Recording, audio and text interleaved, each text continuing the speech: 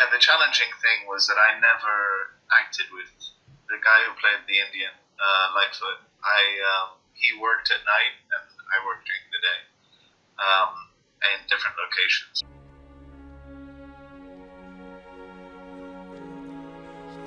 Ow! You hurt me. They had a metal stick figure, which I had in my hand, Yeah.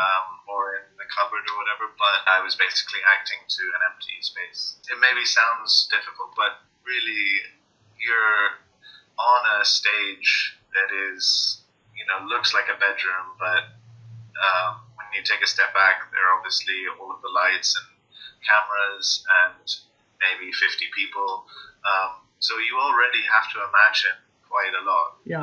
It's not a huge leap to think, okay, now there's this talking thing in front of me that doesn't exist. And when did you meet him? I met him, I think, after about a month or so. I said this is kind of ridiculous, and I would at least like to meet him. We stayed late, waited for him to arrive, and then I went and watched him work. I mean, it was difficult for him too. He was maybe even more difficult because everything that he did was in front of back then it was a blue screen, now it's a green screen. For some things, like he had a fight with the cowboy at one point, and they had built an oversized cupboard and a huge tennis shoe and stuff like that. And so there were times when it was a little bit more realistic for him, but I think actually for him it was a lot more difficult than what I had to deal with. And we met one time and then sort of kept in touch, saw each other a few times over the 6 months, but we never worked together. Did you hear anything about the sequels that were never produced after the movie, after the Indian in the cupboard? Yeah, I think that it's difficult, as you saw with the Harry Potter series.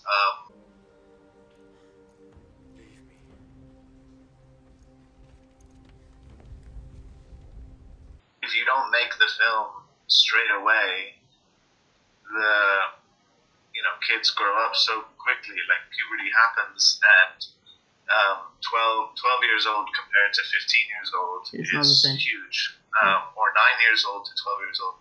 So they did talk about it, and I wasn't aware of the technicalities of the discussion, but I did know that they were talking about it, and that maybe there was an issue that I had grown up very quickly, and I don't know. You were directed by Yoda. How was that for you? How was he doing the voices? He's also Miss Piggy and Cookie Yeah. Monster, and so I was probably more a fan of Sesame Street at the time than I was of Star Wars. So he did those voices occasionally, but he tried to avoid it.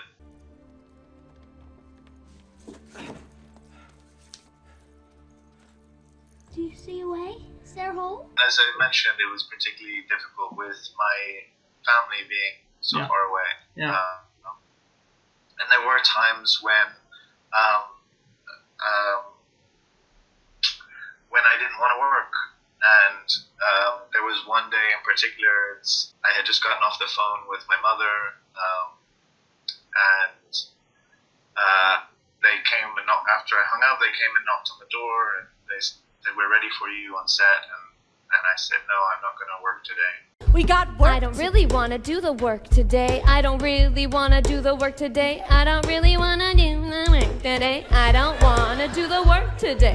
My dad came, he tried to talk me out of it, and I was crying, I was very upset, I missed my family, and that didn't work. And so eventually Frank came and he sat down in the trailer with me and he said, "If you don't come out, you're never going to work in this industry again, and you're going to lose Paramount Pictures $50 million, and you're going to embarrass me and make it very difficult for me to work. And eventually I'll be fine, but your career will be over."